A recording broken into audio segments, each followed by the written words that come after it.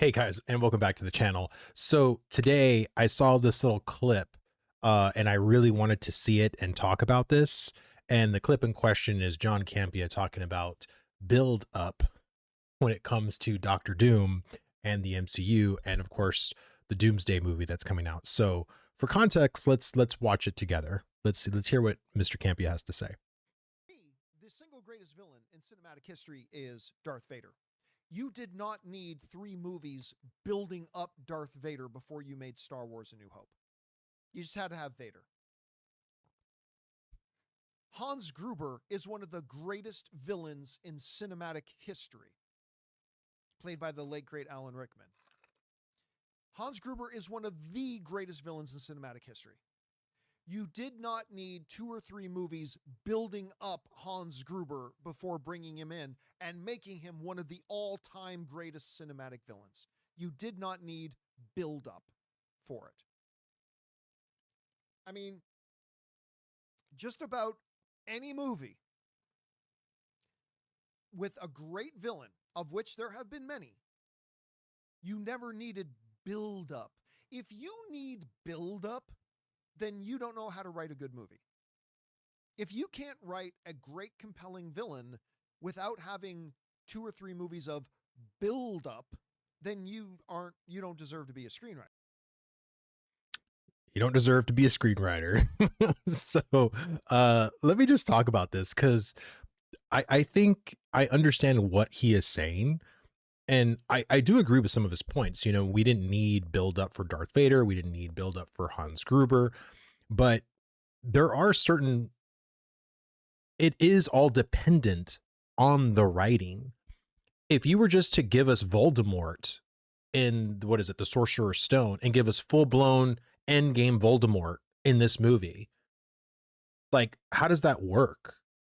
Right? Like, there was a whole build up to Voldemort because there needed to be build up. The entire dynamic of Reed Richards and Victor Von Doom needs that build up. Otherwise, we're riding on zero tension.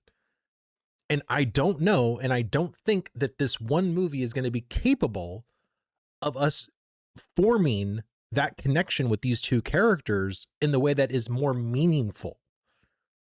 The other biggest problem is that everybody knows this was not even a part of the plan. Kang Dynasty was the original plan that completely fell flat in its face. This was a desperation move. I can guarantee you, if Endgame finished and Kevin Feige says, hey, we're going to take a 2-year break, and the next thing is going to come out in 2021. We had Endgame in 2019, and we're going to give you all a whole other 10 years of a really epic narrative and storyline. I can guarantee you, if they were actually prepared, which clearly they were not, if Victor Von Doom was going to be the main baddie of the next saga of the MCU, you would have 100% had buildup. You would have 100% had Easter eggs and little allusions of, like, you know, Latveria and the Fantastic Four and cameos from, like, Reed Richards. Like, we would have definitely had that. And there's nothing wrong with it.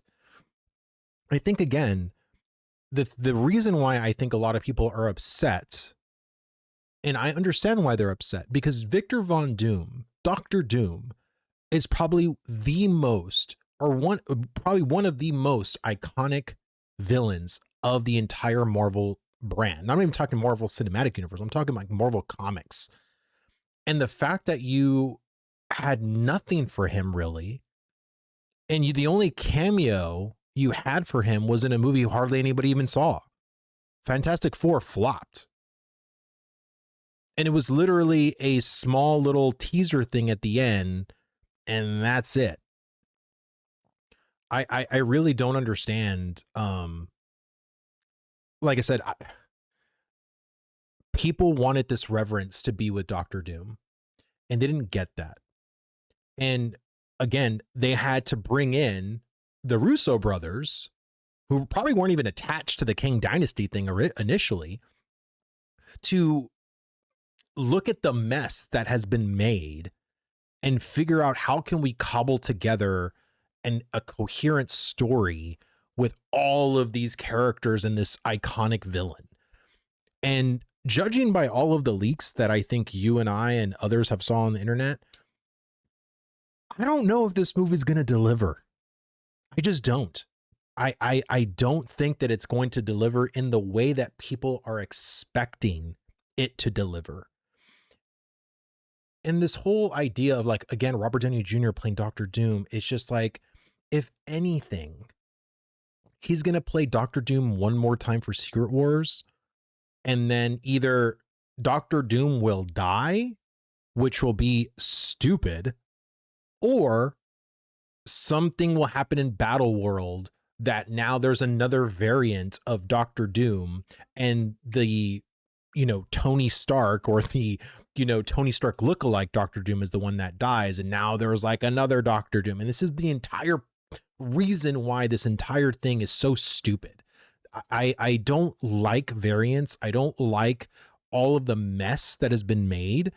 And again, if you're really going to focus on Fantastic Four, or I'm sorry, scratch that. If you're going to focus on X-Men, because that's what Kevin Feige said earlier today, he was talking about, going to Comic-Con and Hall H and everything like that. And he says the next, huge starting point for the, I guess, after Secret Wars is going to be X-Men. And, yeah, you can for sure have, X-Men, Fantastic Four, Doctor Doom, that's all well and good. I think it's not really the buildup. I think it's more of the sentiment that there was this very iconic villain that was completely mishandled. And the fact that they're bringing in, Robert Downey Jr. and not someone that actually could have stuck with the role for the next 10 years is the other reason why I think some people are upset.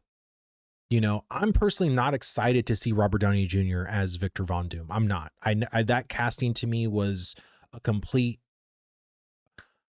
I wasn't even disappointed by it. I was really upset by it because I knew all this was for, oh, look, we're bringing Robert Downey Jr. back and Chris Evans is coming back. And, it's just the weight of this entire cinematic universe is just gone.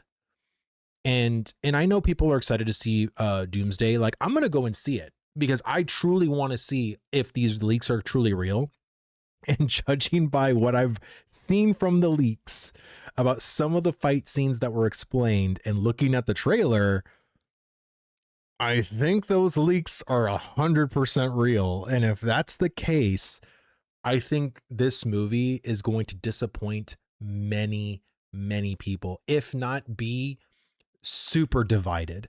Because I remember when Endgame finished, no one was divided on Endgame. Everybody loved Endgame. And I think over time, we kind of figured out Endgame wasn't really the amazing movie that, like Infinity War was. But I don't know if Doomsday is going to be like, I feel like it's going to be like an Age of Ultron.